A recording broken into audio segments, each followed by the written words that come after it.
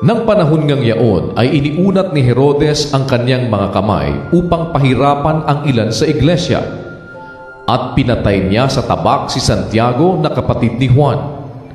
At nang makita niya na ito'y ikinatutuwa ng mga Hudyo, ay kanya namang ipinagpatuloy na hulihin si Pedro, at nooy mga araw ng mga tinapay na walang lebadura.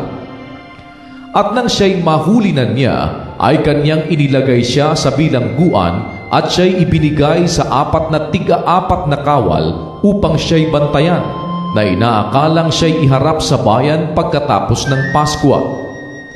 Kaya nga't si Pedro ay iningatan sa bilangguan, datapwat ang iglesia ay maningas na dumalangin sa Diyos patungkol sa kanya. At nang siya'y malapit ng ilabas ni Herodes, nang gabi ring yaon, ay natutulog si Pedro sa gitna ng 2 kawal na nagagapos ng 2 tanikala, at ang mga bantay sa harap ng pintuan ay nangagbabantay ng bilangguan. At narito, tumayo sa tabi niya ang isang anghel ng Panginoon, at lumiwanag ang isang ilaw sa silid na kulungan, at tinapik si Pedro sa tagiliran, at siya'y ginising na sinasabi, "Magbangon kang madali!" At nangalaglag ang kanyang mga tanikala sa kanyang mga kamay. At sinabi sa kanya ng anghel, "Magbigkis ka at itali mo ang iyong mga pangyapak." At gayon ang ginawa niya. At sinabi niya sa kanya, "Isuot mo sa iyo ang damit mo at sumunod ka sa akin." At siya'y lumabas at sumunod, at hindi niya nalalaman kung tunay ang ginawa ng anghel, kundi ang isip niya'y nakakita siya ng isang pangitain. At nang kanilang maraanan na ang una at ang pangalawang bantay, ay nagsirating sila sa pintuang bakal na patungo sa bayan, na kusang nabuksan sa kanila, at sila'y nagsilabas, at nangagpatuloy sa isang lansangan, at pagdakay humiwalay sa kanya ang anghel. At nang si Pedro ay pagsaulian ng isip, ay kanyang sinabi, "Ngayoy nalalaman kong sa katotohanan ay sinugo ng Panginoon ang kanyang anghel, at iniligtas ako sa kamay ni Herodes at sa buong pag-asa ng bayan ng mga Hudyo."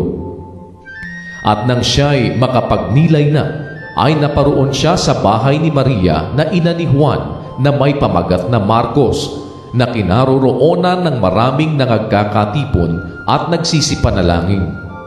At nang siya'y tumuktok sa pintuang daan, ay lumabas upang sumagot ang isang dalagang nagngangalang Rode.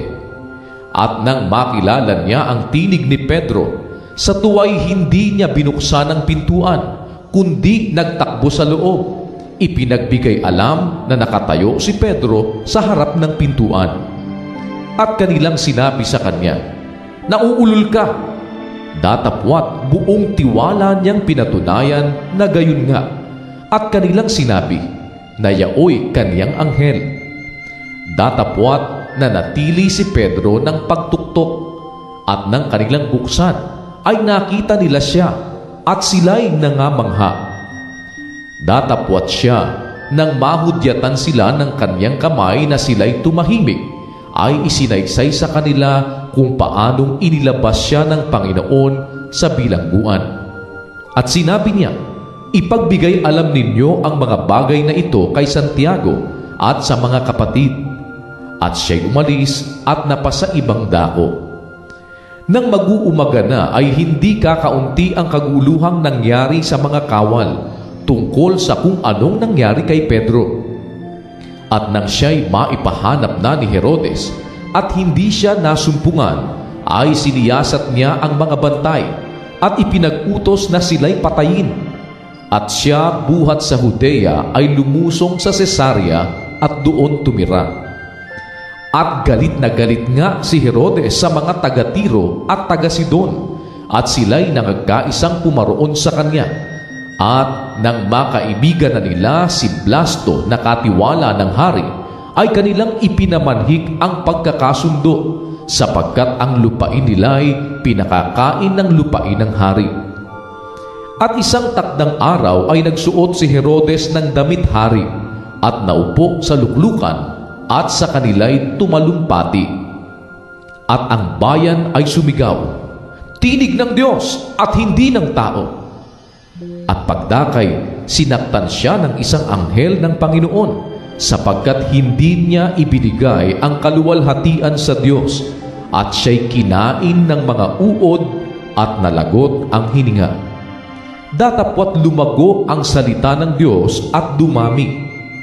At nagbalik na galing sa Jerusalem si Bernabe at si Saulo nang maganap na nila ang kanilang ministeryo na kanilang isinama si Juan na may pamagat na Marcos.